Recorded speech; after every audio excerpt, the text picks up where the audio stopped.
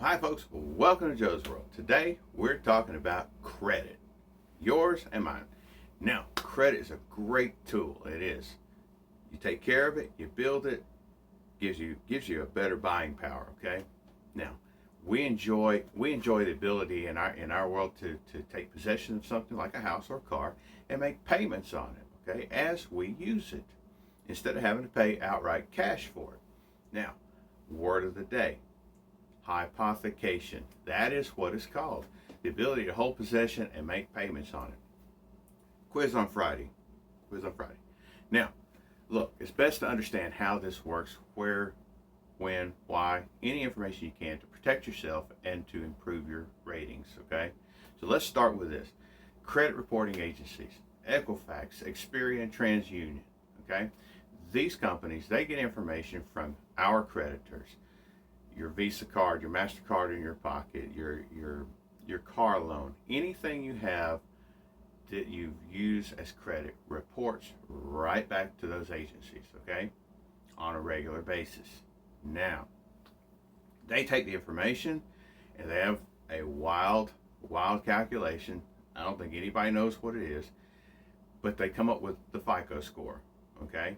Now, if you'd like a little information on how that's done and what parts of your, shall we say, financial life affect it more minimally or more abundantly, I suggest go to myfico.com, little my, capital FICO.com. There's a great article and a graph that kind of explains a little better detail on how that happens, okay? It's at least very interesting to see. Now, let's move on just a little bit so we don't carry on too long here. Now, just as in a nutshell, you'll find that about a third of your score is based on your payment history. About a third of it's based on a percentage of the use of credit. So like I said, look there, myfico.com, and you'll understand this a little more, okay? Now, you want to keep knowledge of your credit score, okay, and your credit history. Why? Well, if you're trying to work yourself up to buy a home, a car, and protecting yourself, nowadays we have to worry about identity fraud. Well, this is a place where you have an opportunity to find out, hey, look, is there a credit card out there floating with my name on it? Okay. Well, credit report, that'll help you find that out, okay, before it's too late. Hopefully you can get it taken care of. Okay, well, it's easy enough to get your credit report. Every year you're allowed a free credit report from all 3 credit reporting bureaus. Easy to get. Go online, freeannualcreditreport.com, freeannualcreditreport.com, and apply for it. One free every year. Do it. Why not? Okay? Protect yourself. Know where you stand. And if you're planning on a major purchase like a home or car, do it. Find out for sure what your scores are if you can. See what you can find out about your history so you know where you stand when you go to apply for a loan, okay? Now, again, a little tip here. Rule of thumb. If you're carrying cards right now, okay? Let's say you have a $1,000 credit limit, okay? Only use up to about 30% of that credit limit. Okay, if you got two cards, $1,000 a piece, only go $300 on each of them. Okay, and then pay it off. Okay, why? Glad you asked. Okay, the reason why is this: the credit card company and any other, but particularly credit card companies, you never know when they're going to report to Equifax, TransUnion, and Experian. So if you keep the amount of credit used to about 30%, doesn't matter when they report. It'll always be at a good, safe, nice level to where it, one, maintains your credit, helps build it up over time, especially if you're trying to grow credit currently as a younger person, developing your credit footprint. Now, it'll help you build your credit, okay? And it'll help you control your spending, okay? It'll help you control your spending. So, again, 30% rule and pay it off, okay? Now, again, if you're planning on large purchases, it's a great idea to obviously know your credit score. Also, something you may want to do to help your credit standing is, if you have some small installment loans, try to pay them off and get them out of the way. If you have revolving credit, try to pay them down, okay? If you are running a balance, try to pay it down. Because remember, when you go talk to a lender about a home loan, they're going to be looking at your expenses versus your income, okay? Your expenses versus your income. So, slow down on how much money you have to spend out each month, and it'll help you look better when you go to apply for a loan, okay? Now, that's, by the way, debt to income ratio is a term they'll be using. So, again, try to pay off these small loans and pay down your credit cards, less money going out per month. Now, let's move on to something else, okay? Now, if you do have credit that's a little slow, okay, your score's a little low, there is an opportunity to help boost it just a little bit, okay? Experian has brought out, I believe in 2019, an opportunity. It's called Experian Boost. Experian Boost. Now you have to go to their website and apply for it, but basically what it does is it allows the reporting of your utility bills, the payments on your utilities, to be brought into the equation to help increase your FICO score, okay? Now, not everybody's gonna gain from this, but many of you may. So, Experian Boost. If you do have a slow credit, go check it out. See if it's something that will help you, okay? It's worth looking into. Again, Experian, go to their website and look at Experian Boost.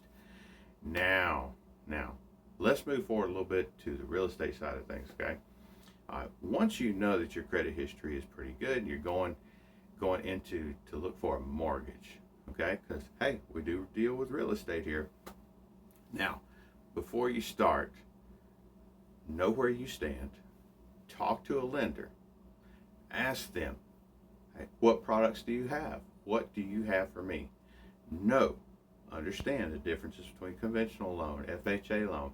If you're a veteran and you qualify for a VA loan, okay, know where you stand, okay? Know your credit history, know your credit score, and it's power for you, okay? Because what you want is you want to get your mortgage, your loan, pre-approved.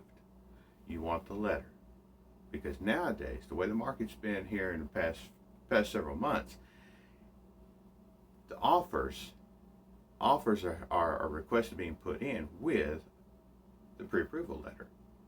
So if you put an offer in on a house that you're so falling in love with, and you don't have a pre-approval letter, well, somebody may have one already there with a pre-approval letter, and your offer, no go. You lose. Okay, so you could lose on a fine house that you really like, love the neighborhood, because you didn't get pre-approved. Get the pre-approval letter, okay? It's buying power. It adds to your ability to buy. Now, let's move forward, okay? All right. Now, once you've got the mortgage stuff started, okay, as you hunt your lenders, now, you may not be pleased with one lender's information and you go hunting a second one or a third one. Know this, they're going to do inquiries on your credit. Okay, now most people say, well, it doesn't bother your credit score. Well, it does a little, but the good news is it's short term. In 60 to 90 days, it should be gone. The effect of it should be null. But remember this, typically, if you've got multiple inquiries within about a 10 business day period, okay, typically it's not going to affect you that much as long as it's for the same thing, okay? So if you're inquiring for a mortgage over a 10-day period several times, okay, you shouldn't be too bad, but it will show 60 to 90 days later, no problems at all, not even a concern, okay? So, next, your credit.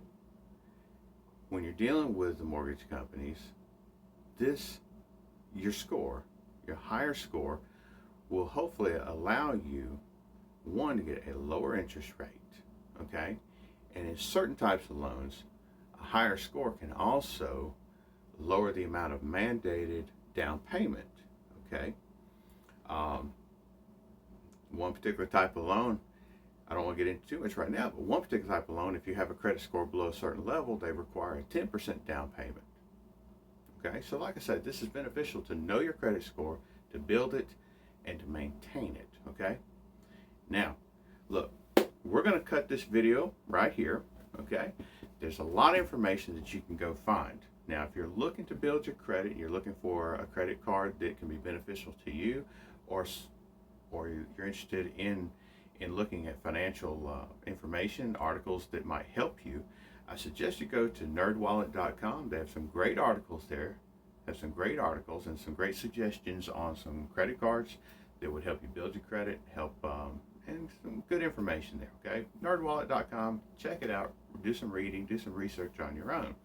Now, for those of you that are first-time home buyers, okay, or if you hadn't owned a home in a while, I've got some places I want you to do. I want you to go back into my YouTube channel, okay, and I want you to look up a couple of videos, okay? One is first-time buyers and USDA loans. That's one of them.